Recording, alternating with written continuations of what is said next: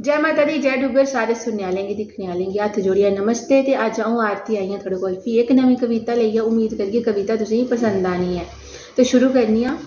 माँ प्यो करके पेके घर, माँ प्यो करके पेके घर, नाना नानी कन्नै नानके, रिश्ते तां बथेरे दुनिया च पर दादा दादी करके न दादके।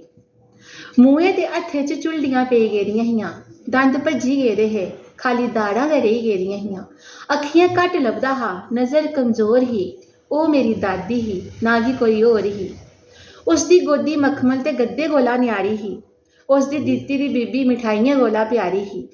माऊ दी निक्खर कोला बचांदी ही, साड़ी खातिर सारे कोला निक्खर बी खांदी ही। हट्टिये कोला ज़्यादा चीज़ां दादी कश थ्होंदियां हियां, ओह् बी दिन हे जदूं दादी कश बौंदियां हियां। मावां ठंडियां छावां न ते दादियां ओह् छां देने आह्ला रुक्ख, मावां ठंडियां छावां न ते दादियां ओह् छां देने आह्ला रुक्ख। दादिये दे प्यार जिहा है नी कोई सुख, दादिये दे प्यार जिहा है नी कोई सुख।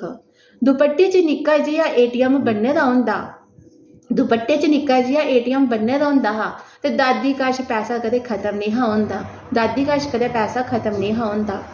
हून ओह् कमज़ोर अक्खियां बंद होई गेदियां न, हून ओह् कमज़ोर अक्खियां बंद होई गेदियां न। दादी घर ओह् पैह्ले आह्लियां रौनकां नहीं रेह्दियां न, ओह् पैह्ले आह्लियां रौनकां नहीं रेह्दियां न कि दादी हमेशा लेई सेई गेदियां न, कि दादी हून हमेशा लेई सेई गेदियां न। मता मता धन्नवाद।